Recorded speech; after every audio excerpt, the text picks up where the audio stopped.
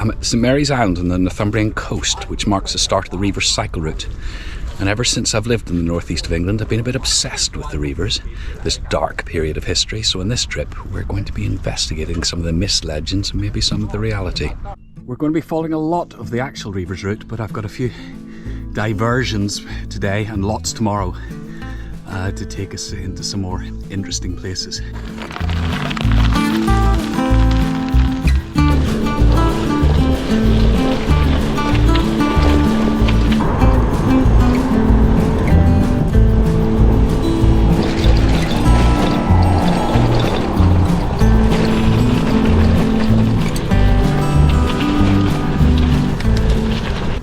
So we're just a few miles in and we come across our first peel tower here at Burradon.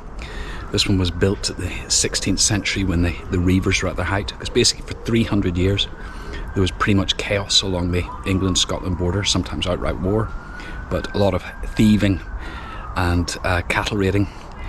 And if you had anything worth stealing, you had to protect it. So there were 200 of these peel towers along the border, almost one in every village or parish, so that the lords of the manor could hide their valuables away if the Reivers came raiding.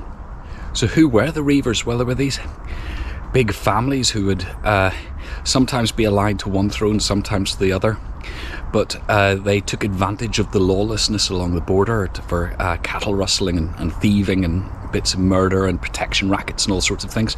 And they've given us two words in English language. One is bereaved and the other is blackmail.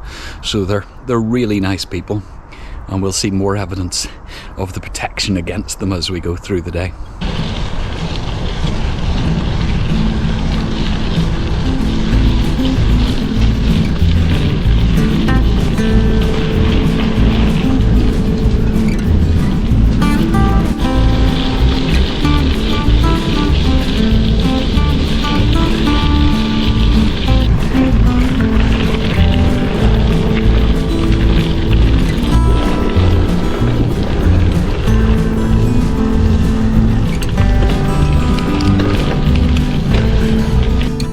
This is Prestwick Carr, which is lowland bog just outside Newcastle, and it's maintained for nature now.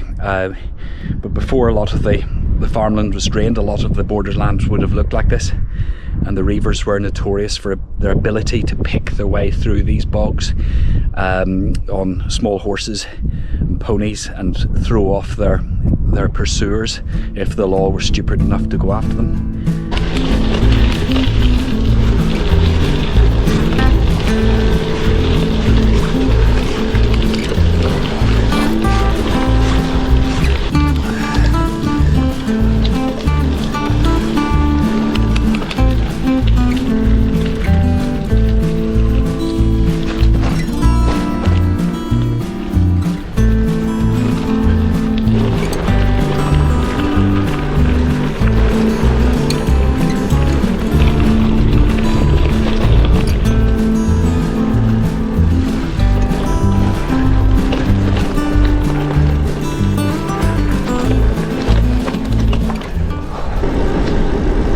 Fennek. Now Fennek is the first big Reiver name that we've come across.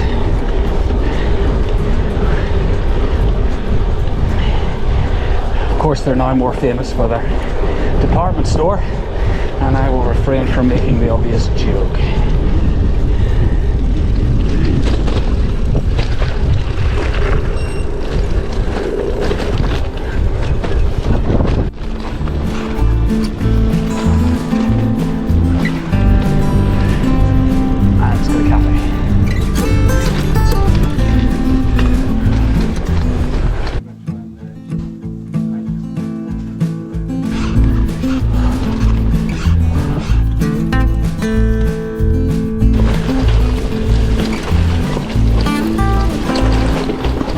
Right, we have some obstructions on the track. Right, you guys, I need you to move. Yeah? Need you to shift. Because I'm coming through. Come on. Jump, jump.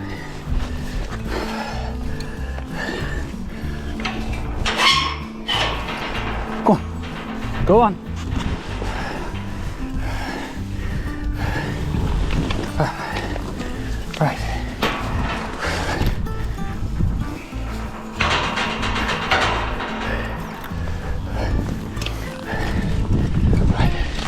Yeah.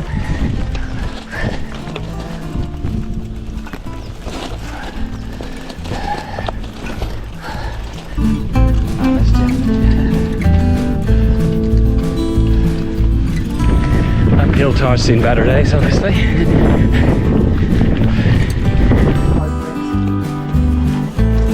All the way along this route, clipping.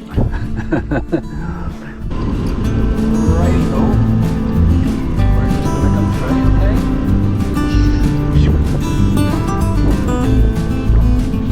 Right, I need one of you two to touch out of the way, yeah? Yeah, go on. Go on, keep moving. Keep moving. We'll come past this side.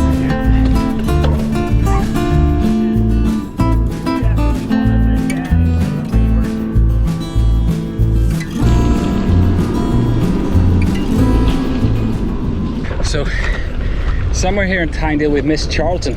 Charlton, like Fennek, is another big name in the Reivers and the English side of the border. The Charltons had a great tradition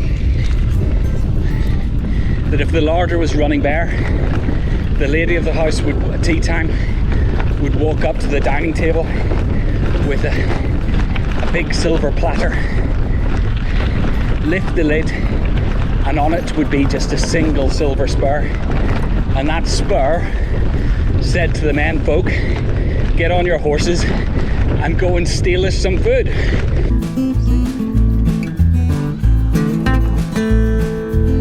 Oh, there it is, Black Middens Castle.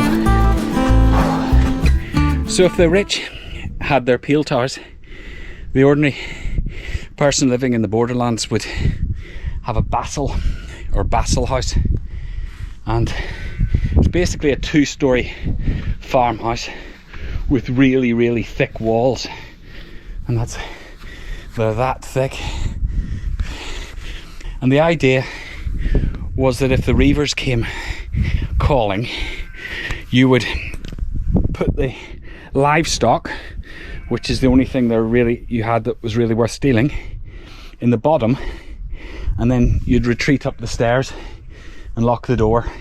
And obviously it'd be pretty difficult, you know, it's easy to defend one door. There are quite a few of these about, but they tend to have been converted into other buildings, but they're unique to the borderlands. So I'm staying in Kildare campsite tonight.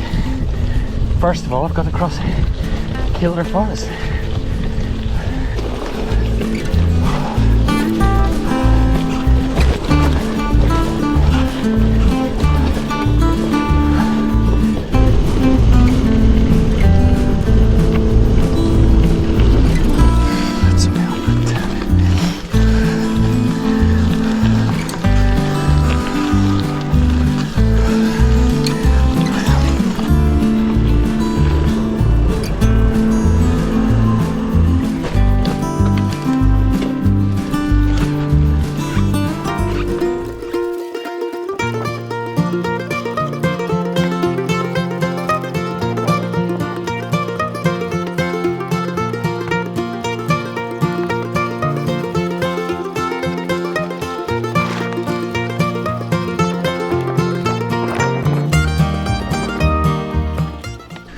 Well, that was a great day's ride from St Mary's Island to Kildare.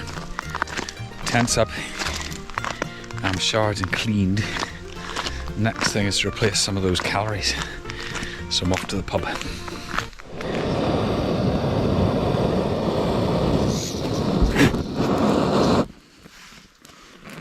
Oh shit.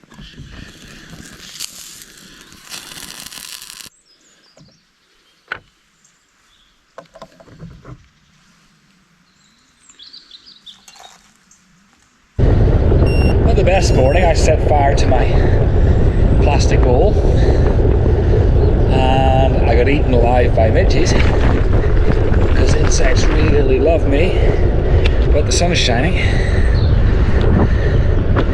and after following the Reivers Route for across into Scotland, we're going to investigate the Debatable Land.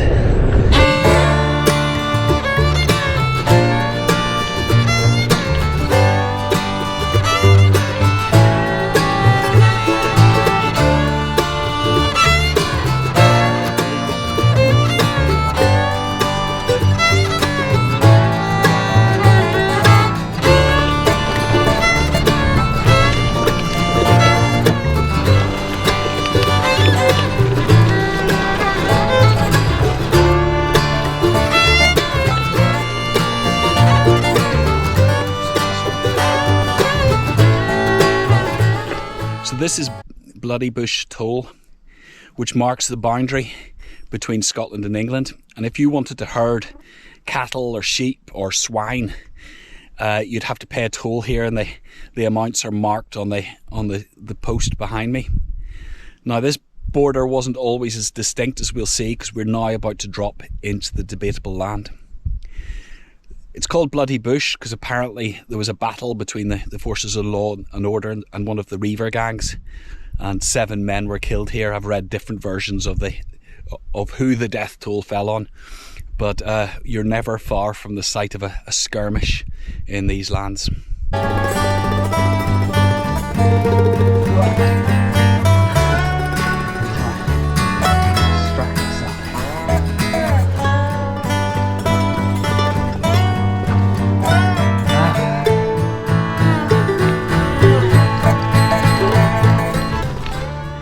So this must be the Debatable Land.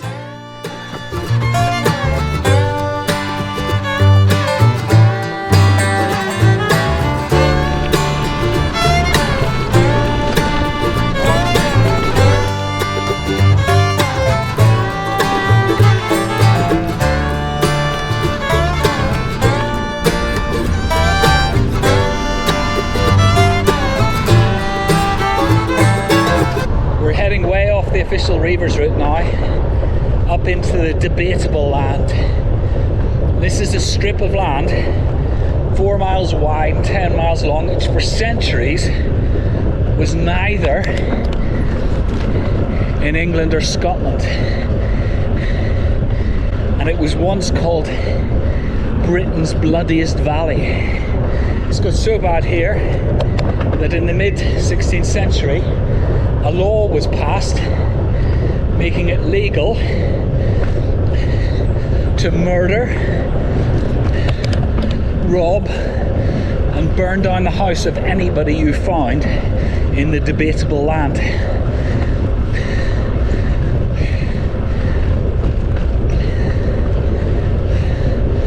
It all looks so quiet at the minute.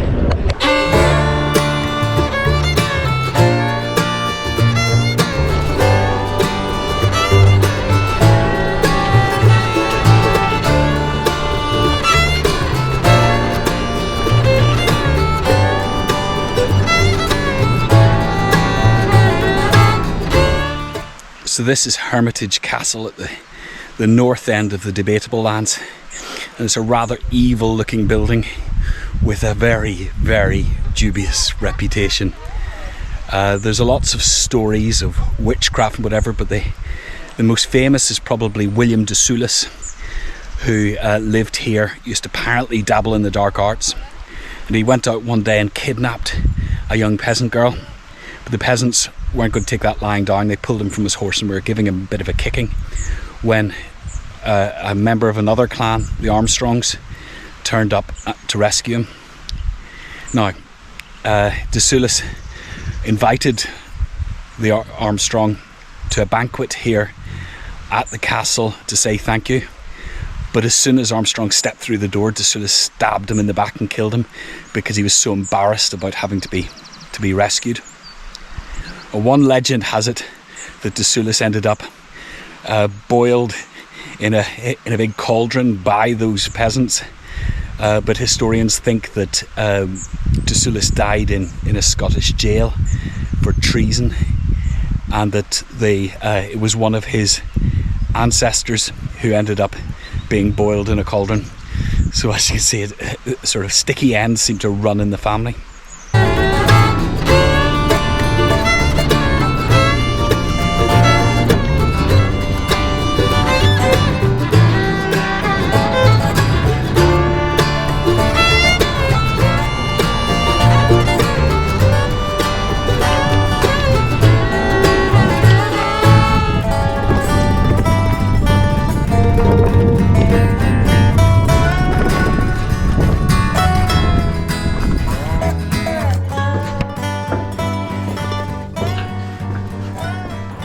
So I'm at the top of Gilnockie Tower, home of the Armstrongs and the most notorious reaver of them all, Johnny Armstrong.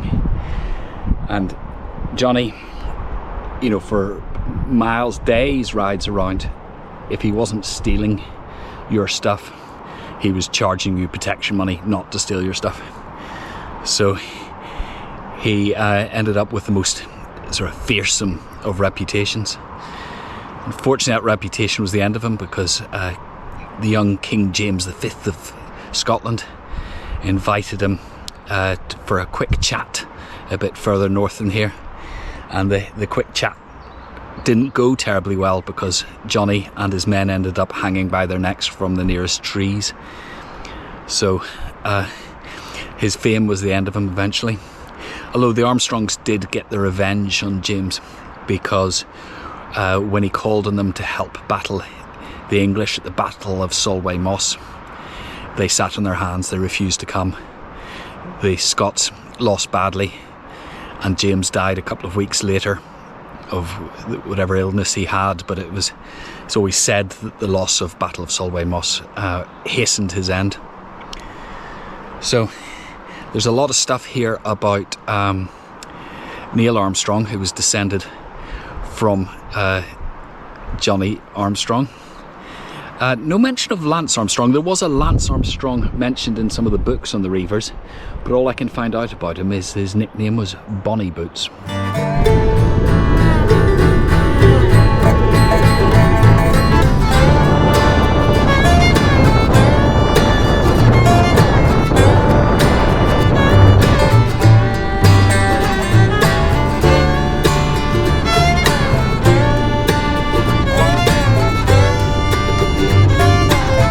So this row of trees runs along Scott's Dike, which brought the Debatable Land to an end.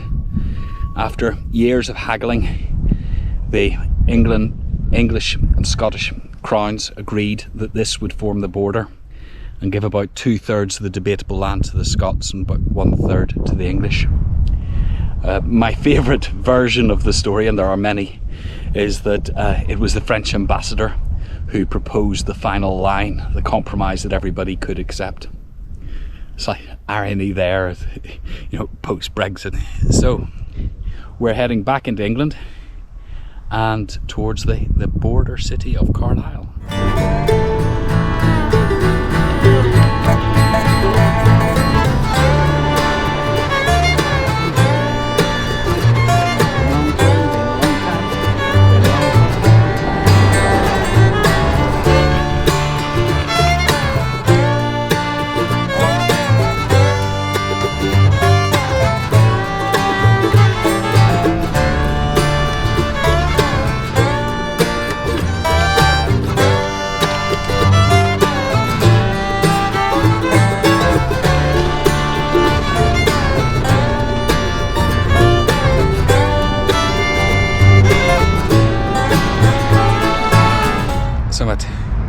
Carlisle Castle, and Carlisle, like its other border town Berwick, the other end of the border, changed hands between the Scots and English several times over the centuries, and there are many stories, jailbreaks and things, and reivers being locked up here and all the rest.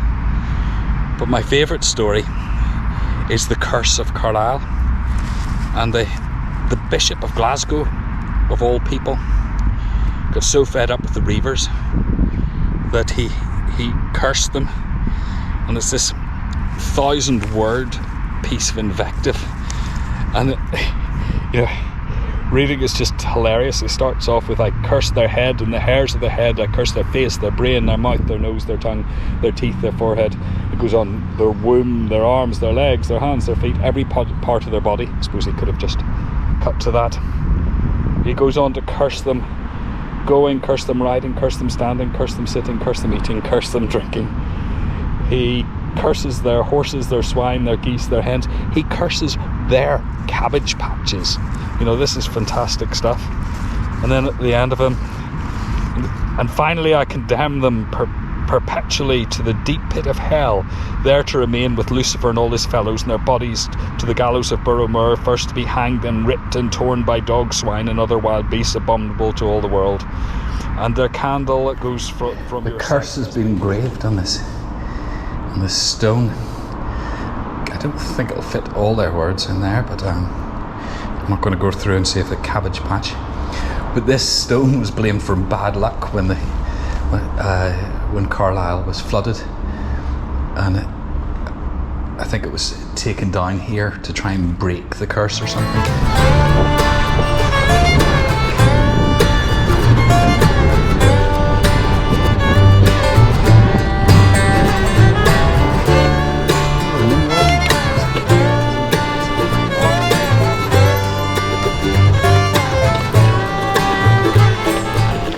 All sorted in the campsite. Had my shower, got cleaned. The guy runs the place, put me into the pub for another pub dinner where I'm going to try and eat my own body weight. So it's a misty morning here, which is quite atmospheric, and I think it'll be more atmospheric where we're going, because we're heading to where the story of the Reivers all began.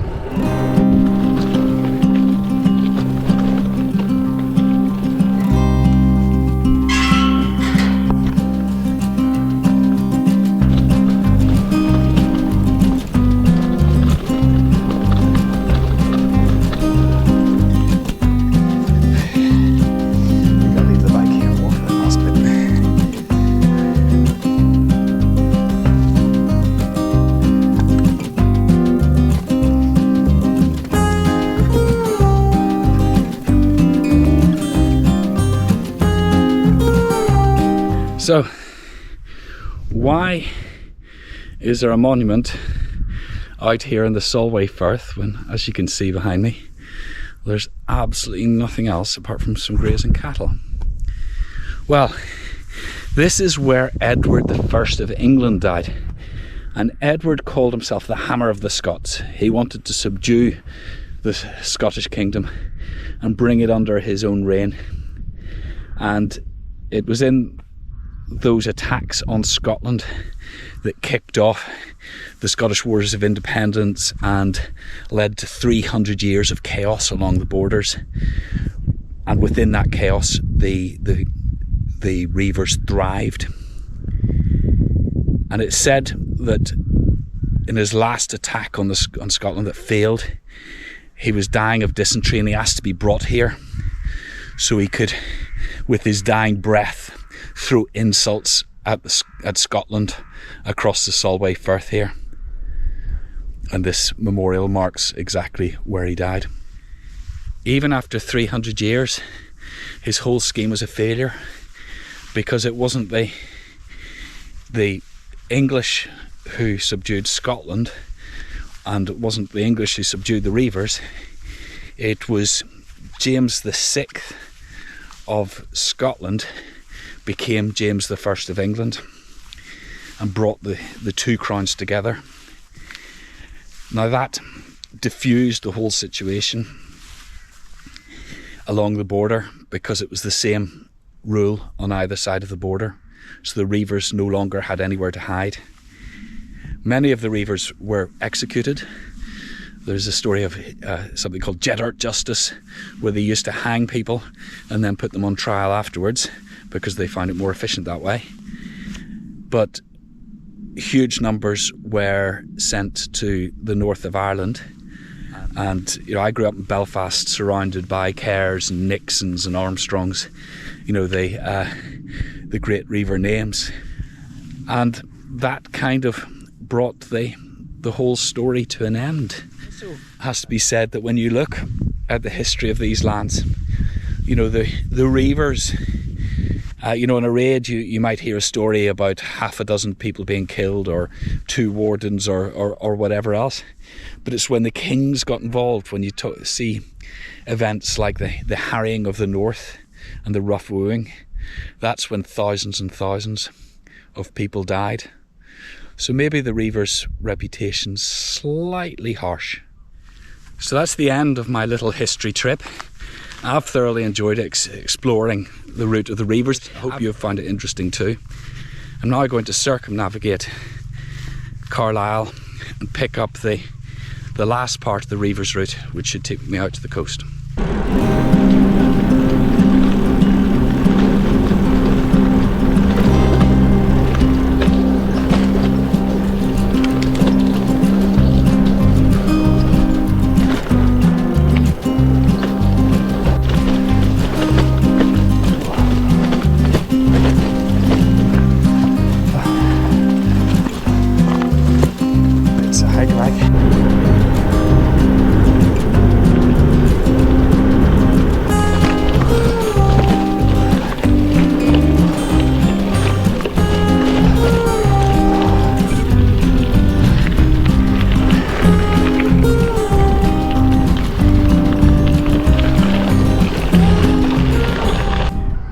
So we started at St Mary's Island on the North Sea coast. 3 days hard riding later, we're at Maryport on the Irish Sea / Solway coast. It's been absolutely fabulous. I've had an ice cream down the harbour. It was a bit noisy to film, so I've come up here to the station and got my ticket home. Hope you've enjoyed the video, and look out for more in the future.